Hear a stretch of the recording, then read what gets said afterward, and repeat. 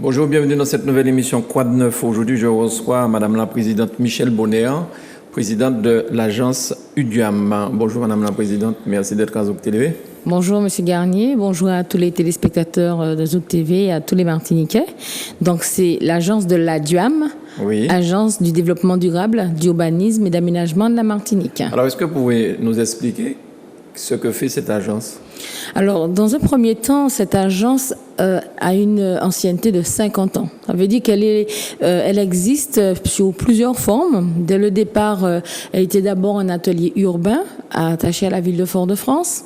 Ensuite, l'atelier urbain anti-Guyane, donc la Guadeloupe, la Guyane était en partenariat avec la Martinique. Puis en 1977, elle est devenue une association loi 1901, donc l'agence du département, donc l'agence départementale d'urbanisme et d'aménagement de la Martinique. Donc elle était attachée à l'ex-conseil général et elle avait pour mission d'aider les élus à mener les politiques publiques en matière d'aménagement, d'urbanisme sur notre territoire. C'est-à-dire que votre agence est en mesure de dire, lorsqu'on prépare le plan local d'urbanisme, quels sont les terrains qui sont viabilisables ou pas, enfin ce genre de choses, de renseignements, pour que les maires puissent prendre de bonnes décisions, en fait. Alors, en réalité, nous allons beaucoup plus loin que ça, puisque nous élaborons les plans locaux d'urbanisme pour les communes. Et pour les communautés d'agglomération, nous élaborons les schémas de cohérence territoriaux. Donc cela signifie aujourd'hui que, je dirais, près de 90% des communes de Martinique sont passées par l'ADUAM pour soit réaliser leur plan local d'urbanisme ou encore faire des modifications ou le réviser en fonction, bien sûr, des mutations urbaines et du territoire. D'accord, donc on parle du plan Chlordécone 4 en ce moment. Est-ce que dans ce travail que vous faites pour la Martinique, est-ce que vous savez plus ou moins les terrains qui sont impactés ou bien est-ce que ça c'est autre chose qui ne vous concerne pas ? C'est pas que ça ne nous concerne pas, c'est-à-dire qu'aujourd'hui c'est encore à l'étude. Il n'y a pas encore de grande communication concernant les différents terrains, même si l'année dernière il y avait eu une ébauche de liste de communes, mais c'était pas encore officiel. Mais évidemment, le travail que fait l'ADUAM est un travail d'intérêt général. Nous sommes un outil d'aide à la décision pour aménager le territoire. Donc forcément, nous avons un observatoire territorial, l'OTM, Observatoire territorial de Martinique. Nous avons un observatoire foncier. Donc nous savons les dents creuses, nous connaissons la quantité de dents creuses qui existent, nous savons également la mutation urbaine, comment le territoire est utilisé, comment le foncier est utilisé. Et effectivement, nous avons perdu beaucoup de terrains agricoles en près de 20 ans. Et je crois que au profit de l'urbanisation, bien sûr, au profit éventuellement du logement, de zones artisanales, et également au niveau des particuliers qui ont pu obtenir le déclassement de certaines terres agricoles. Donc, je crois que nous avons un vrai défi à relever pour les 20 prochaines années à venir. C'est vraiment de protéger les 23 000 hectares restants au niveau des friches et terres agricoles. Alors, bien sûr, la DUAM a également une mission, je disais tout à l'heure, d'observation, plus encore la planification auprès des élus, mais elle est aussi une agence qui réfléchit sur le développement économique à travers l'aménagement, le développement économique à travers le transport, les déplacements urbains. C'est vraiment une agence qui a une vision globale sur le développement du territoire martiniquais. D'où la liaison avec le PADMA, le plan d'aménagement du développement durable et d'aménagement de la Martinique. Alors le PADMA qui a remplacé le SAR, c'est ça ? Alors qui a vocation pour se substituer au SAR. Oui. Mais pour l'instant, nous avons un flou juridique et je dirais même il n'y a pas encore de loi qui encadre ce plan. Donc aujourd'hui, c'est le SAR qui fait foi. Valide, en fait. Oui. Alors qui fait foi, mais notre schéma d'aménagement régional, donc le SAR, est obsolète. Il a 23 ans. Oui. Il n'a pas été révisé. Mais légalement, c'est lui qui est en vigueur. Mais c'est lui. Alors, il y a quand même aujourd'hui, dans la mesure où il a 23 ans et qu'il ne répond pas forcément aux exigences des élus, celui qui vient juste après, c'est le schéma de cohérence territoriale qui est réalisé par les communautés d'agglomération. Donc, aujourd'hui, qui est beaucoup plus récent et qui, par bassin, donc par territoire sud, centre et nord, permet aux élus, lorsqu'ils élaborent leur plan d'urbanisme, de se référer en tout cas à ce document plus récent. Alors, lorsque je vois tout ce que vous faites, j'ai quand même une question. Pourquoi la CTM ne vous a pas confié cette histoire de PAGMA? Pourquoi ils sont passés par une société métropolitaine pour faire ça? Alors que, il me semble, vous avez été créé en 1960, c'est vrai, oui. Vous avez expliqué. Vous connaissez bien le terrain, vous êtes du pays. Une vraie connaissance territoriale. Une vraie connaissance territoriale du terrain. Pourquoi vous avez été écarté au profit d'une société française, enfin métropolitaine? Alors, si on doit être vraiment sincère, il y a eu un marché public qui est passé.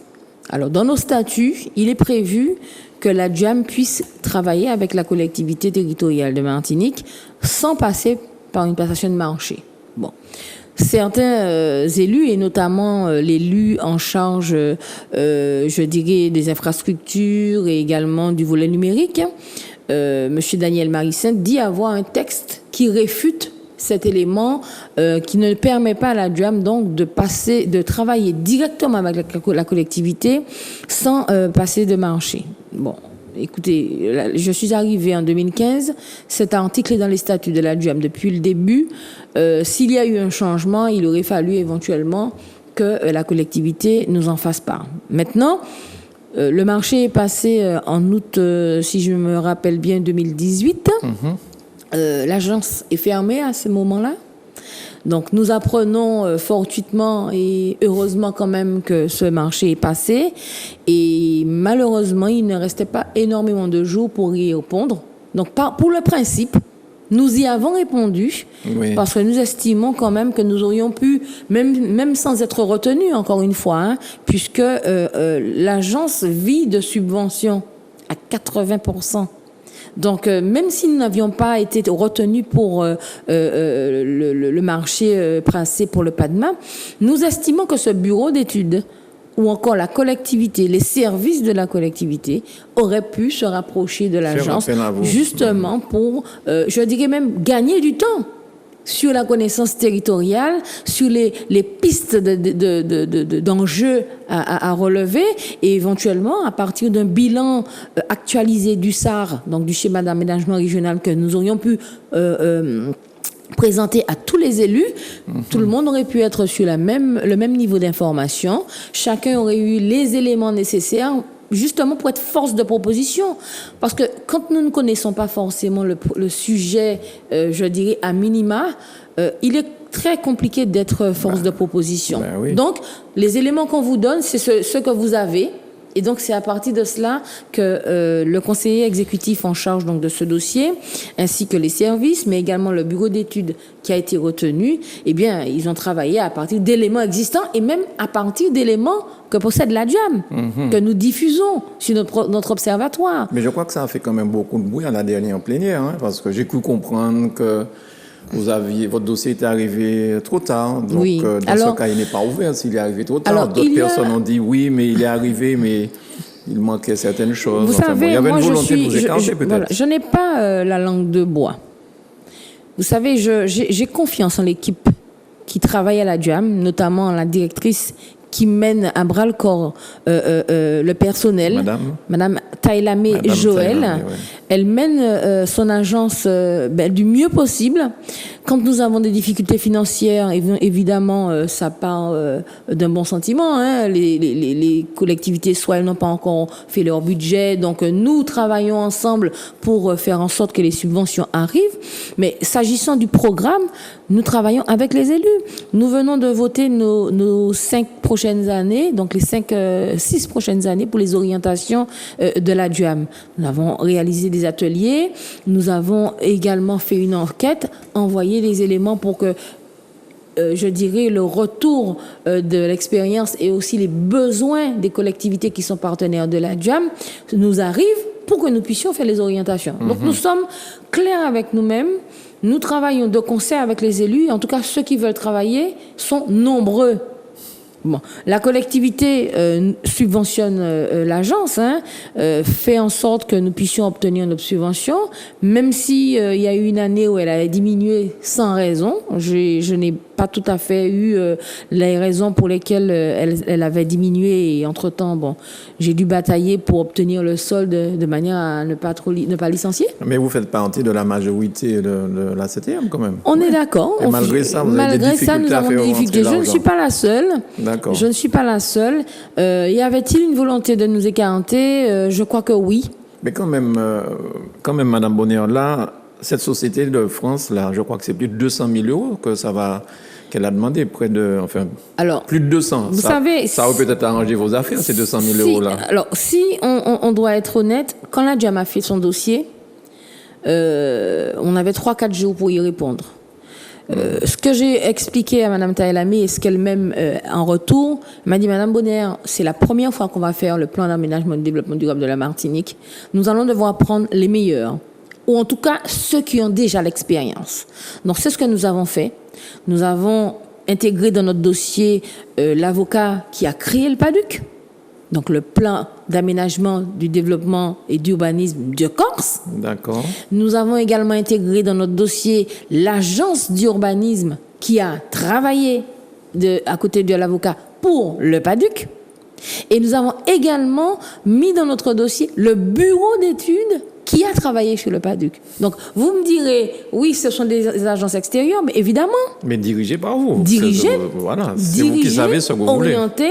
Et puis, bien sûr, en appui, il y a toute l'équipe de la DUAM qui serait là pour chapeauter le dossier.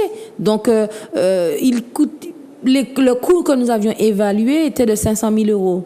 Évidemment, mais nous estimions que nous n'avions pas d'économie à faire, en tout cas sur un projet aussi important et qui réunit tous les élus de la Martinique. Et la société qui a été retenue, c'est combien? 200, on m'a dit 238 000 euros. 300, d'accord. En gros, 300 000 euros. Nous avions fait une demande de 500 000 euros. Alors, l'incident en question dont a parlé le conseiller en charge de l'aménagement et de l'environnement, disant que notre dossier est arrivé en retard, c'est une interprétation qui lui regarde. Notre dossier est arrivé bien en temps et en heure. Mais c'est vrai que dans la précipitation, nous avions donné un volet non corrigé. Donc nous avons fait part de cela à M. Marie-Sainte en lui disant que le volet que nous avons donné en temps et en heure, il y a une version qui a été amendée juste après. Est-il possible de vous la remettre ? Et c'est ainsi qu'ils disent que nous avons remis en retard. Ils ne parlent pas de l'événement précédent, ils disent nous avons remis en retard. Pourtant, notre dossier a été ouvert. Ce qui n'est pas normal. S'il était en retard, il n'aurait pas dû être ouvert. Aujourd'hui, lorsque nous avons, en tout cas personnellement, quand j'ai tenté de répondre lors de la plénière sur le PADMA, moi, ma volonté n'était pas de faire rejaillir cette histoire de marché public. Aujourd'hui, la question est de se poser, est-ce que ce dossier est suffisamment ambitieux pour relever tous les défis de la Martinique? Voilà. Est-ce qu'il a été suffisamment concerté?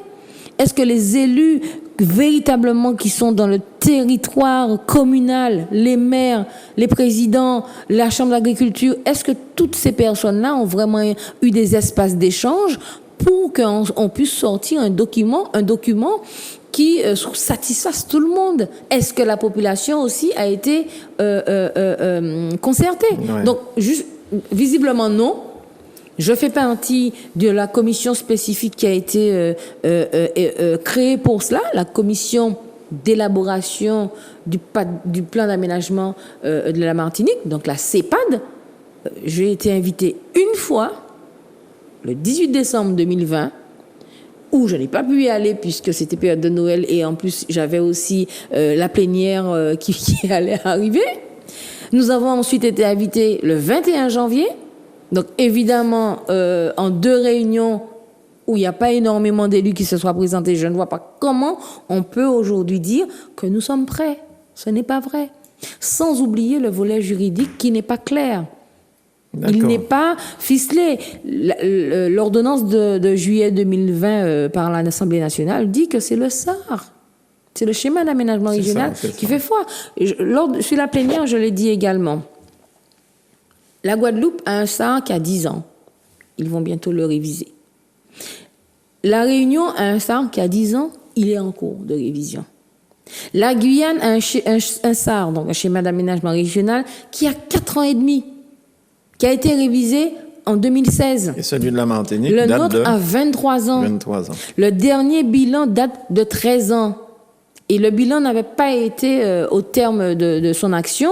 Et ce que nous avons proposé dans les 3 amendements lors de la plénière, c'est justement donner mandat au président du conseil exécutif de mener à bien cette évaluation pour que nous puissions avoir des pistes d'amélioration en vue du PADMA. Nous ne sommes pas en train de remettre en cause le principe du PADMA. D'accord.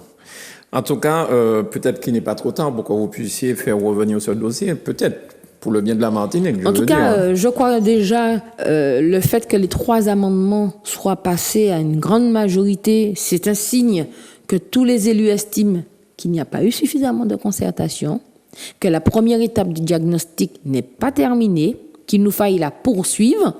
Et ce qui dit la poursuivre, c'est planifier un certain nombre d'espaces d'échange avec les uns et les autres. Il nous reste 3 mois avant la fin de notre mandature. Il faut vraiment être, je dirais, inconscient pour dire qu'en 3 mois, on aura terminé. Bien.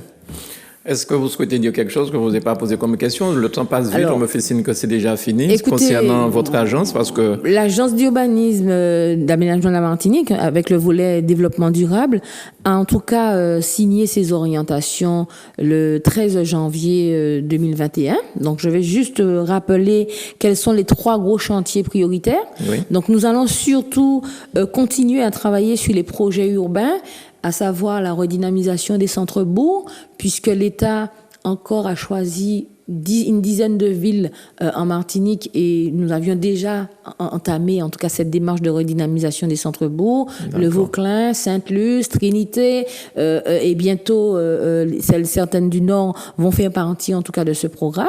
Le deuxième chantier prioritaire, ça sera en tout cas de refondre nos dispositifs d'observatoire. Quand je dis refondre, c'est le performer. Faire en sorte que les éléments, les statistiques qui peuvent être partagés puissent être disponibles et soient bien actualisés, et puis que le volet numérique, ça c'est le 3e chantier, qu'il y ait une performance numérique au service de l'aménagement du territoire de la Martinique. Aujourd'hui, on ne peut plus se dire qu'on peut fonctionner rapidement sans mettre au point le numérique, et nous avons d'ailleurs déposé un dossier dans le cadre du plan de convergence territoriale pour justement actionner ce 3e chantier prioritaire. Nous devrions obtenir de la CTM un avis favorable, donc j'espère que la subvention suivra également. Merci beaucoup, Madame la Présidente. Madame Michèle Bonner, présidente donc de cette agence d'urbanisme et d'aménagement de Martinique, peut-être? De Martinique, avec le volet développement durable, les 2D. Et vraiment, j'invite en tout cas la population, parce que nous avons aussi des journées portes ouvertes que nous faisons toujours à chaque fin d'année.